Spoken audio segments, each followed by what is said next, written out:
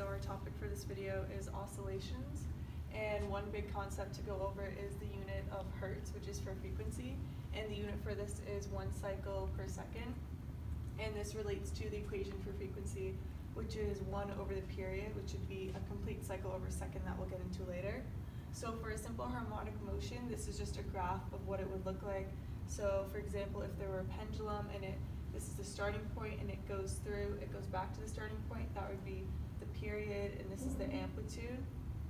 It could also be shown for a spring, where this is the spring and the mass at the end, and there's a K constant. So the force of the spring is the equation of negative K times X. And then for simple harmonic motion, the period T is 1 over the frequency, and the frequency is the inverse of that, 1 over the period. And to tie on with the period and frequency, in pendulums, we have different formulas. So this is just a diagram of a pendulum, a ball on a string, just being like moved a certain angle. And so this is just the arc length, that's the length of the string.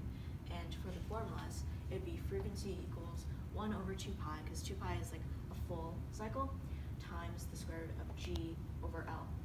And that's gravity over the length.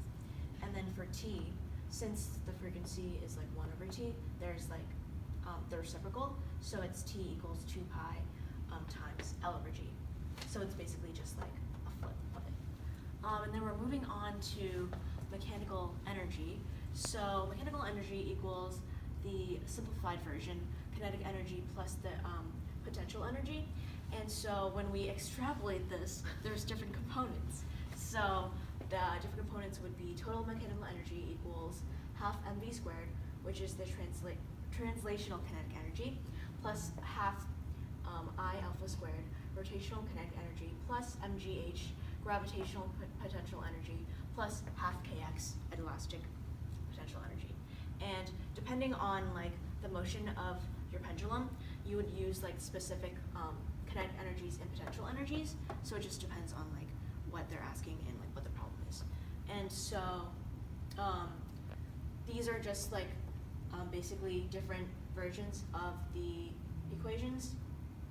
So the frequency equals 1 over 2 pi times the K over M, and then for T it's just like something similar. So T equals square root of M over L, I guess. Let's go. Okay, so for question 3, we have this spring, a mass of 0.5 kilograms is hung from 2 identical springs up here of negligible mass. The mass causes each spring to stretch by 0.1 meters. So we need to look for the spring constant of each spring, which is K. So we have this formula. The force is negative K times X, and then we rearrange and solve for K, which is negative F of G, because we're looking for force of gravity, over X. We know the force of gravity is going to be M times G, so we substitute that in. And then we just substitute in the numbers 1/2 times 0.5 kilograms, which were given, times, we rounded the gravity up to 10 meters per second squared to make things easier, and then we just added in the length of the springs, and we got 25 Newton. Okay, so for question 2, it says a particle moves in a circular motion according to the functions x is equal to a, or the amplitude cosine omega t, and y equals a sine omega t, where a is equal to 2.0 meters and omega, or the circular velocity, is 3 radians per second. So what is the magnitude of the particle's centripetal acceleration?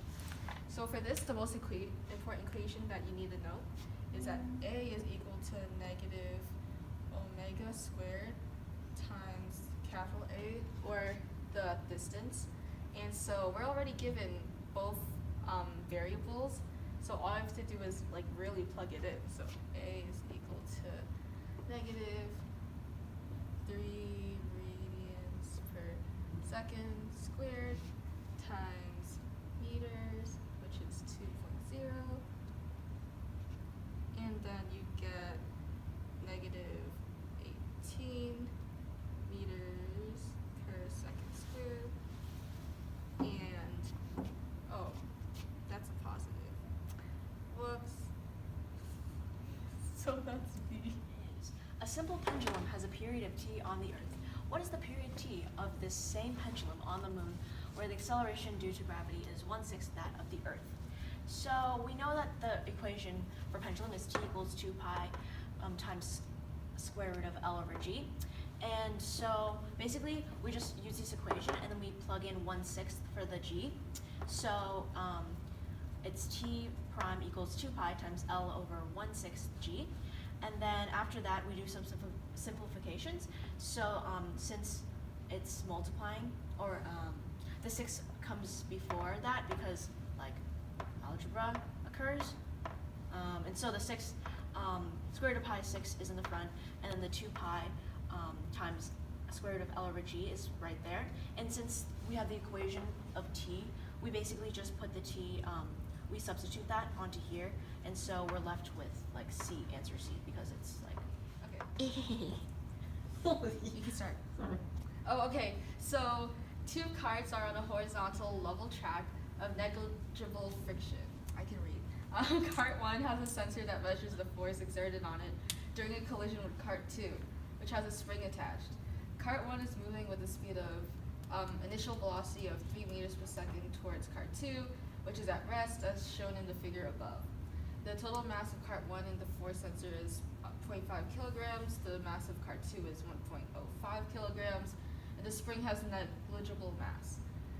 The spring has a spring constant of K equals 130 newtons per meters, and the data for the force of the spring exerted on cart 1 are shown in the graph below. A student models the data as the quadratic fit F is equal to, and then that equation. So for the first part, it asks, using integral calculus, calculate the total impulse delivered to cart 1 during the collision. So for part A, the most important part is knowing which equation to use. So the equation for impulse, or J, is, using calculus, it's the integral of the force with respect to time. So we know that, so for the time constant, looking at the graph, this ends at like 0.16 right here. So we can put that in as a time. So time is equal to 0.16 seconds. And then this entire thing is the equation for force. So J is equal to the integral of, and then, on the top there, that's the equation. So 32,000, and then T squared minus 500 T with respect to dt, and then we're using this on the domain of time, so it's from 0 to 0.16 seconds, and plugging that into the calculator earlier, we get 2.03 for impulse. Okay, so for part B, for the first part of part B, it asks you to calculate the speed of cart 1 after the collision.